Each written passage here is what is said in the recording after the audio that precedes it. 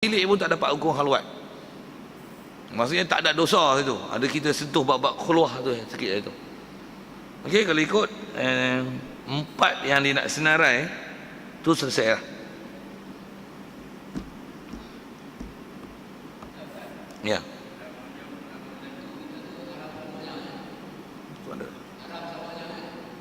Menantu, ya, haram selama-lamanya. Yang empat tadi ni, siapa dia tu? Mak mertua, haram selama-lamanya. Anak tiri, jika pakai mak dia, haram selama-lamanya. Mak tiri, tak syarat pakai tu, haram selama-lamanya. Menantu kita, menantu perempuan daripada anak lelaki kita, haram selama-lamanya. Jadi empat ni walaupun istilahnya dengan sebab persemendaan tu haram selama-lamanya. Cuma haram dia tu mendatang. Kahwin dapat hukum tu. Empat, siapa kali lagi empat lah. Ada, cuma ada tak ada tu tengoklah yang hidup mati tu kan. Yang ada tak ada tu. Tapi dengan sebab kahwin baru ada empat ni. Yang asal 7 keliling tadi. Nanti saya jawab soalan. Lagi. Soal. Assalamualaikum. Waalaikumsalam. Bila kita kahwin dengan daripada susu tadi, tapi tidak lagi ketahui. Dah kahwin, ada anak, lepas tu baru kita tahu kata dia ni Adik-adik susu. ataupun mak makan kapal susu tadi. Dan ada anak. Apakah tarikh penjualan Status tu. Ya. Bagus soalan tu. Banyak jadi kat kita ni pasal kadang-kadang dah menyusu, tak ada hubungan, lost contact. Satu contact dengan keluarga, begitu juga bila tak kenal dah keluarga ni, tak kenal kawan-kawan lain. Itu menikah seorang perempuan, pakai dapat anak pun, pergi rumah ziarah adik-adik, bawa pergi dengan mak kita kenal. Ni siapa ni? Hak ni bukan duk menyusu sekali dengan dia ni dulu. Oh lah, rupanya isteri yang dia dah pakai tu sama ada hukum adik-beradik susu ataupun mak menakan sebelah mak, adik-beradik mak dia sebenarnya. Ataupun seumpama tu lah yang 7 tadi tu. Okey, dari segi status, bila ternyata ada hukum mahram, tercerai, automatik tercerai, tak perlu lepas talak, tercerai. Dan anak yang hasil, anak tu dipanggil bukan zina, pasal dia orang bukan zina, dia orang kahwin dulu pasal tak tahu status.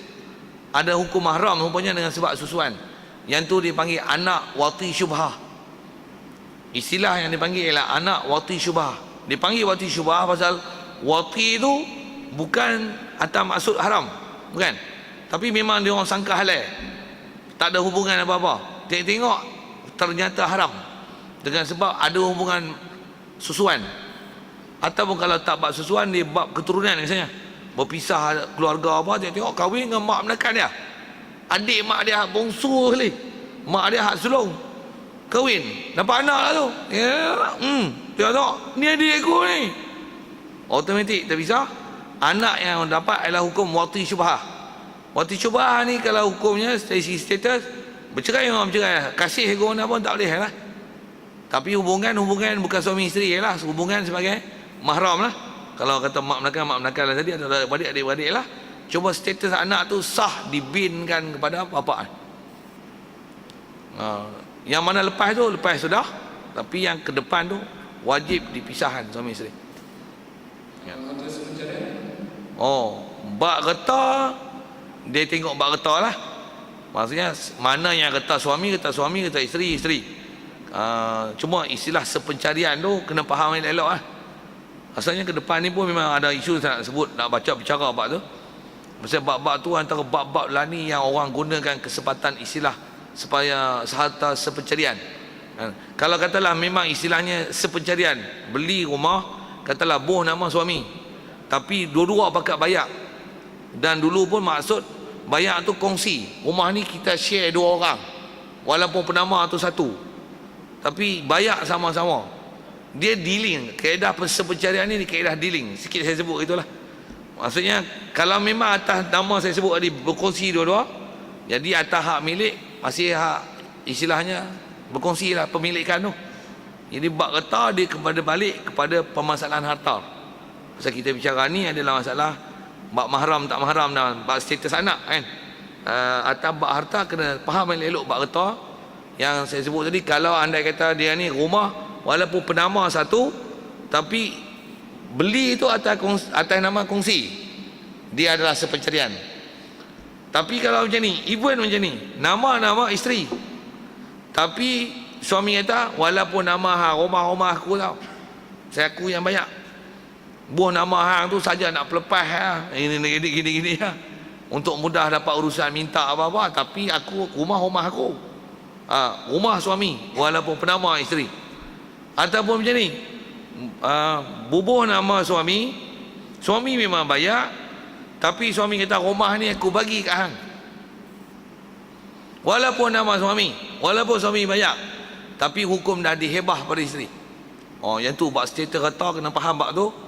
Yang tu yang saya kata insya-Allah ke depan memang nak bicara bab tu.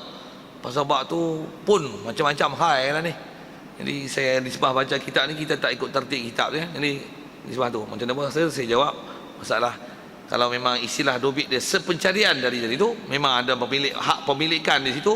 Jadi pemilikan tetap kekal pemilikan. Dia tak membatalkan status pemilikan dengan sebab bercerai. Okey. Ada lain? Ya. 5 kali yang susu tadi, adakah dalam satu hari ataupun macam mana? Ya. Oleh kerana istilah yang disebut oleh ulama dengan mereka syarahkan hadis tu, khamsu radha'atin yahrumna. Ada bacaan dia khamsu radha'atin yahrumna, jadi mahram ia. Jadi mahram dia yuhrimna. Khamsu radha'at, 5 kali susuan tu jadi mahram. Maksud mahram sebab susuan. Istilah untuk jadi 5 ni dia tak syarat hari. Dia cukup dengan nama kali. Nama kali. Cuma nak kira kali tu, kalau saya dah tanya tu sebut biar. Pasal dia tak syarat sehari ke apa ke. Kalau bagi terus direct pada badan,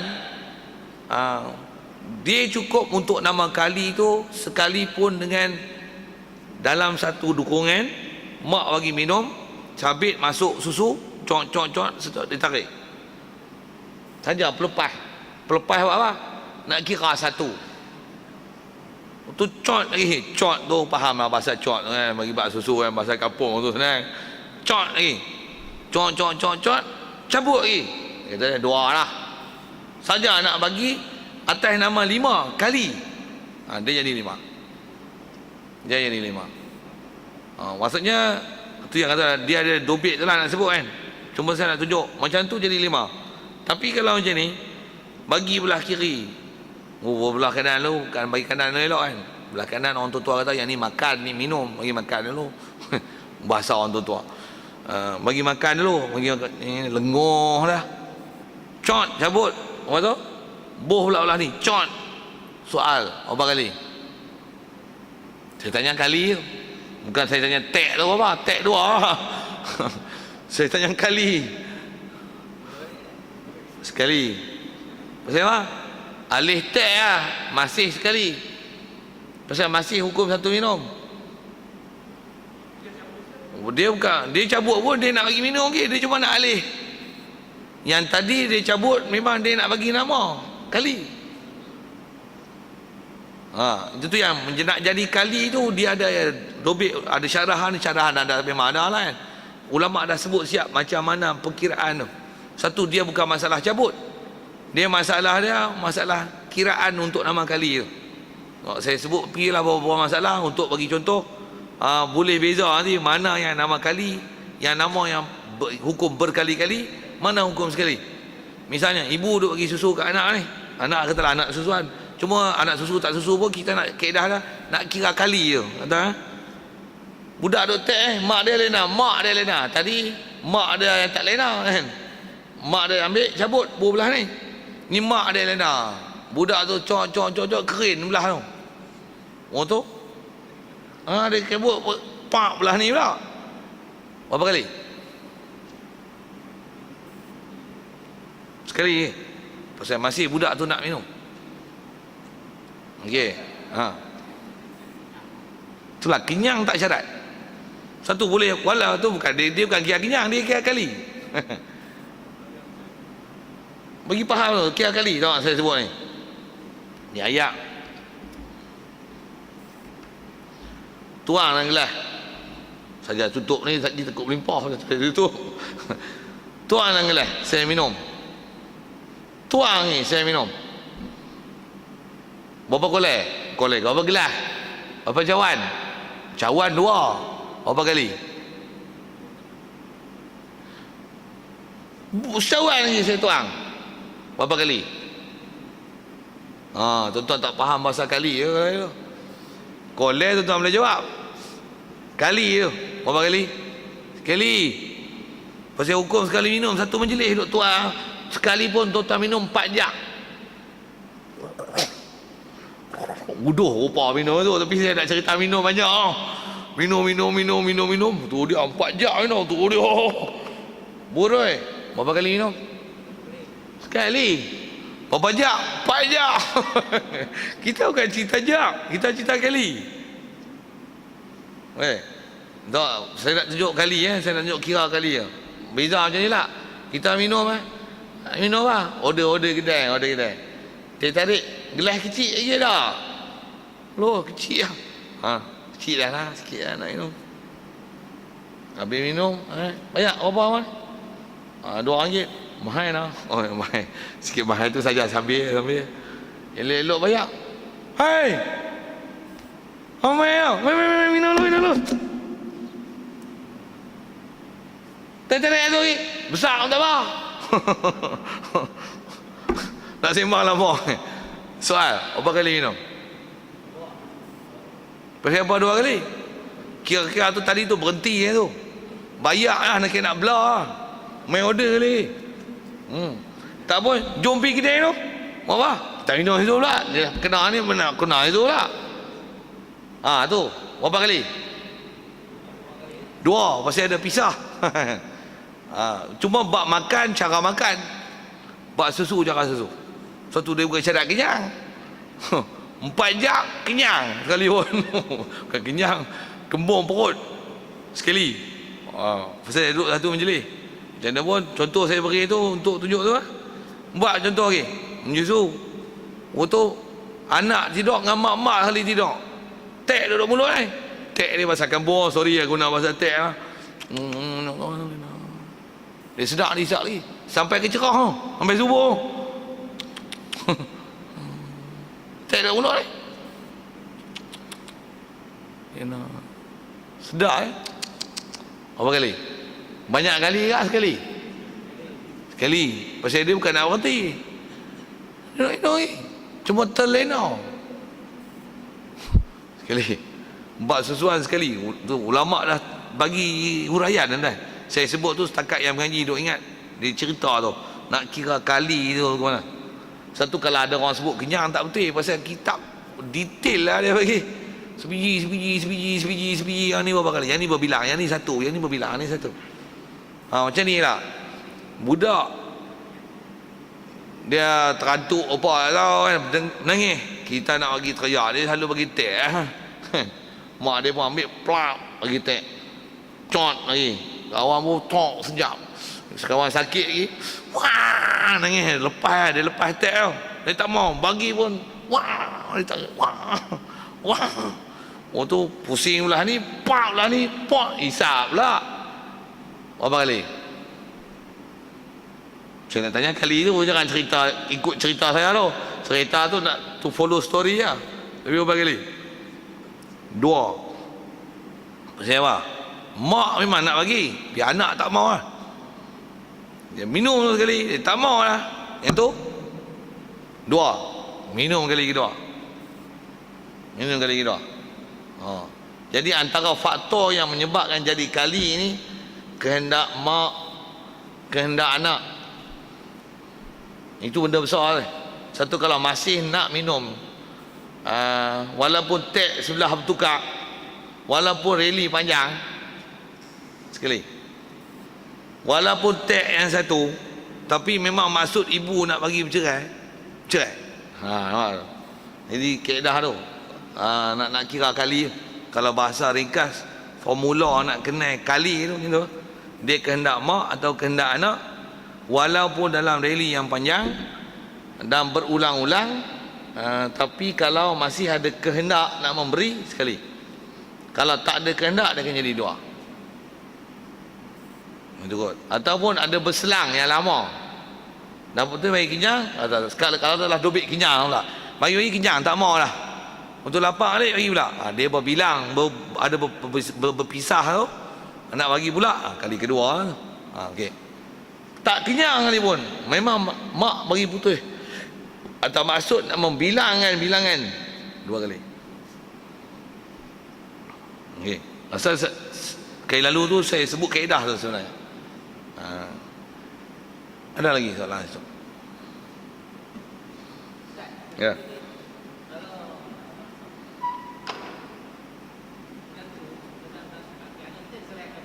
Okey. Ya. Menantu tu kahwin dengan orang lain. Betul? Oh, anak suami baru tu.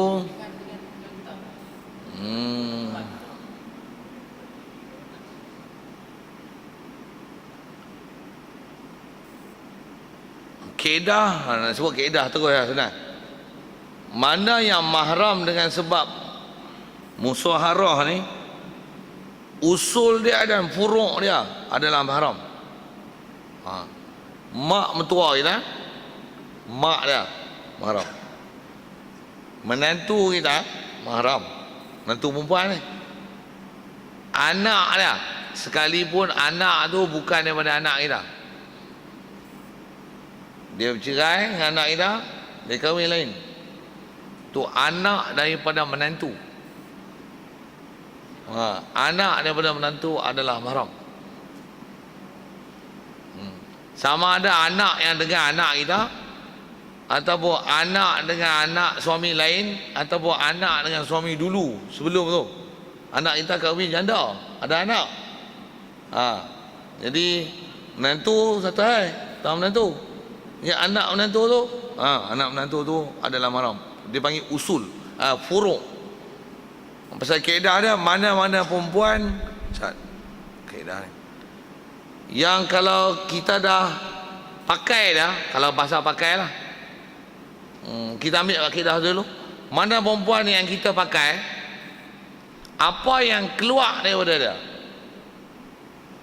sama ada keluar tu maksudnya anak lah, keluar tai kencing tu, sembah tu, yang keluar daripada dia sebelum kahwin dengan kita, atau masa kahwin dengan kita, ataupun selepas bercerai dengan kita, itu semua adalah mahram kita. Cuma kalau dengan anak kita, anak betul, sebelum kita tu tiri, dia sabit dengan tiri lah, kalau faham tu. Begitu juga. Itu kalau kita sebut sekali lalu yang kata mana-mana perempuan yang kita dah pakai, tu saya sebut siapa yang keluar pada dia. Mana-mana perempuan yang kita pakai dah, atas dah adalah mahram kita. Tentu pakai perempuan dengan cara yang sah, dengan maksud cara akad nikah betul, atas dia, bawah dia tak boleh kita ambil, dia adalah hukum mahram. Jadi kalau anak, nak sebut atas kaedah menantu tadi kan, jadi anak kita yang tu menantu, jadi anak kita menantu ya, okey, mahram. Di sebelah dia tak ada apalah, cuma asal nak sebut, cuma kes ni kes menantu, macam mana pun nak sebut asal ni furuk. Furuk bagi orang yang mahram adalah mahram, usul bagi mahram adalah mahram. Tubuh mahram dengan yang memang asal mahram lah. Tapi bila buat mentua dia lain pula, dobit tu susah tak. Tapi kalau sebut perempuan tu, kaedah macam tu lah. Asal saya jawab lah soalan tu. Okey, ada lagi soalan? Cuma ada satu lagi, tak ada. Kalau ni sebab nak angka 7, masa kena berhenti tak. Saya baca tu lagi, dia lanjut sangat. Kita berhenti tentang muharramatus sabi'atu hurmatuha ala ta'bid wahidatun. Ada satu lagi, kalau dengan 14 itu kita baru 13. Jadi saya 2 disebut dengan susuan, kalau ikut semua senarai ada 7. Dan 4 dengan sebab persemendaan, 1 lagi lah yang tertinggal ada. Jadi insyaAllah ada bab tu,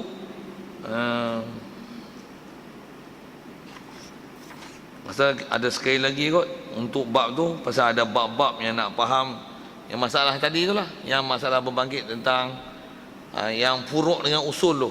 Yang tu pun kena faham elok-elok tak, pasal itu dia dobit besar untuk mengenal siapa yang dimahram kalau ada isu-isu yang mendatang. Pasal isu mendatang ni ada kes kadang-kadang dia tak jadi mahram. Sebut sekali lalu misal sebelum nisbah apa nak jumpa bulan depan. Jadi kita baca masalah ni juga lagi lah. Ada satu ni, walaupun bunyi satu tapi ada furuk dia nak sebut, bukan ada kawan nak sebut benda besar tu. Asal nak sebut ialah macam ni. Katalah mak mertua meninggal. Mak mertua meninggal. Pak mertua kita kahwin lain dengan bini kita, memanglah mak tiri. Kata kan?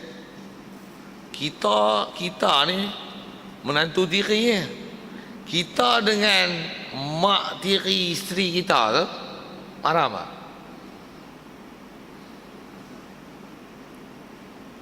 Yang tu bukan usul dia, dia tiri pada isteri. Maksud kata mahram ni, bapa tua kita cerai kat orang tu, boleh tak kita ambil janda pak mertua? Janda pak mertua tu.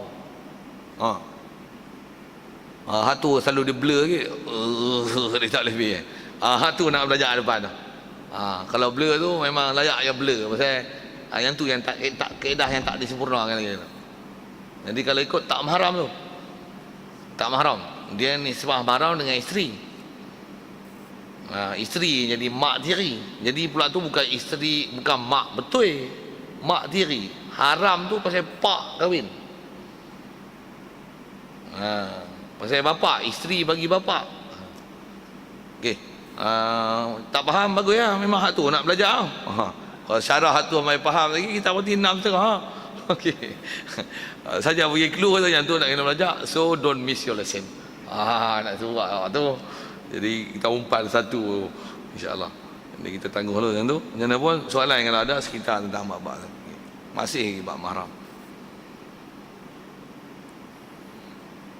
Bismillahirrahmanirrahim.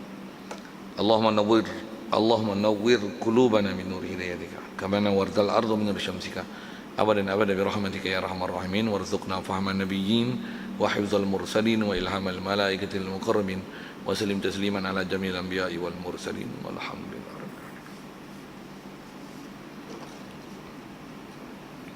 Assalamualaikum warahmatullahi wabarakatuh.